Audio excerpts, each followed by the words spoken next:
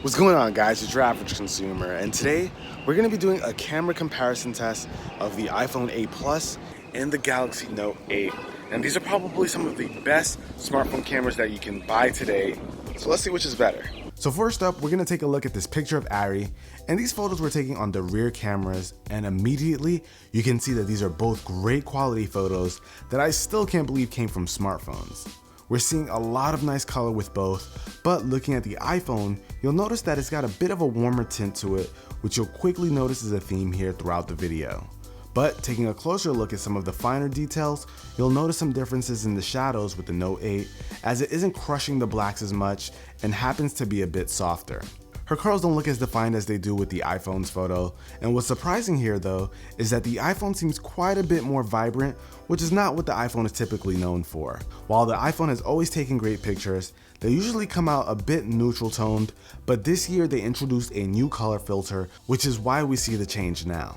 And with this picture we have a closer subject, and just like the previous photo, the iPhone's overall image is a bit warmer and it feels like the colors pop out just a bit more, but to be honest, which looks better color-wise is all up to personal preference. You'll notice more sharpness in the shot taken on the iPhone again. The rocks in the shadow, for example, are more clearly outlined than those in the picture with the Note 8. And if I'm being real with you guys, when taking some landscape shots, I could barely see a difference between the two, but when using the included telephoto lens on both phones, that's when I started to see a difference.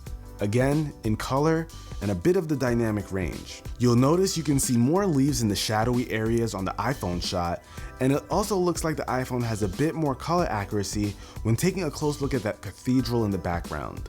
In reality, that uppermost part of the cathedral is a mint green, but the Note 8 makes it look a bit more on the blue side. You can also see a bit more detail with the water droplets coming from that fountain on the iPhone, and on the Note 8 the droplets look more like mist.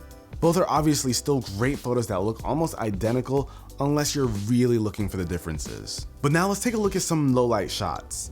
Low light shots are definitely impressive on both phones, and with these outdoor shots you can immediately see that the iPhone is still staying warm, which I'm not a fan of to be honest, but as we've seen with previous photos, you do get a lot more sharpness and details here, which I think anyone can appreciate.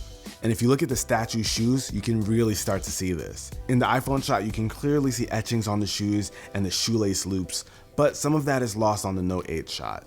But I think in terms of wins for this category, this, like many of the other shots, is up to personal preference. I preferred the Note 8 because of the color, even though it lacked the iPhone sharpness. And over here, the Note 8 killed this indoor low light shot.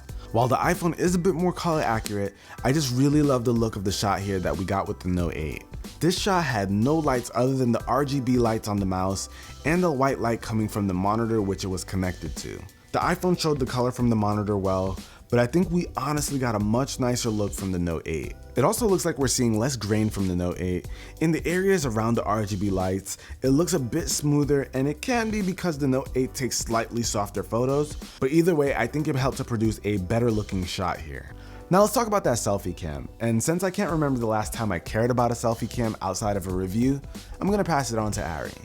Hey guys, Ari here. So, it's very obvious that the front-facing camera on the iPhone 8 produces a selfie that's way more vibrant with truer blacks and a lot more detail.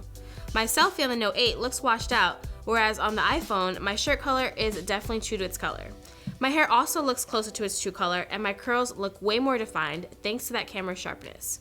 I would be able to upload the iPhone camera as is, but with the Note 8, I would have to bump the saturation and edit it to make it appear more vibrant and attractive. You can even see the same with this selfie of me and Judd.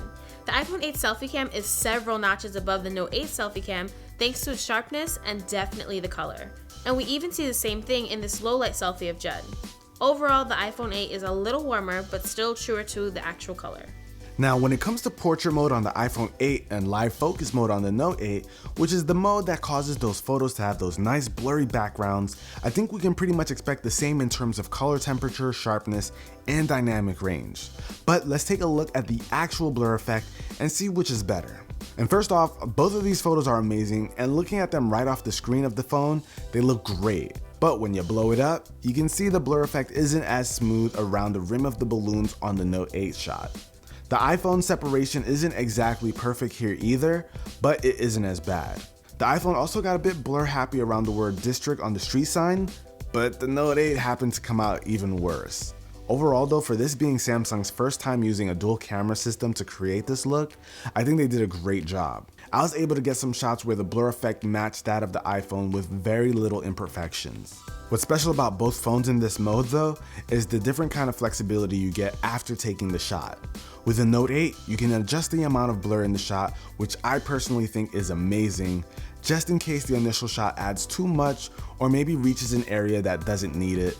Having the ability to adjust later is great.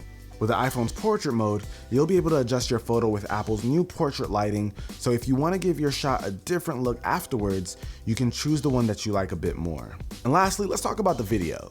These phones are both capable of shooting in 4K and have optical image stabilization for smooth shots, and so I wanted to test that out with my boosted board. And from what I can tell, the Note 8 was a bit more shaky than the iPhone and had quite a bit of distortion in the dark areas and a bit in the sky with some shots, but I didn't really see much of that with the iPhone. There are a lot of things that can be based on personal preference when it comes to the cameras, but from what I've seen, the iPhone just performs better when it comes to video. The iPhones are also equipped with quite a few more shooting modes when it comes to video, so when it comes to flexibility, it also beats out the Note 8 in that regard. Overall though guys, both are absolute beasts when it comes to taking photos or videos, and you can't go wrong with either. And if you're on the fence about which phone to get your hands on because of the camera, I hope this video helped. If it did, be the cool guy or girl that gives this video a thumbs up, and I'll catch you guys in the next one. Till then, it's your average consumer. Peace.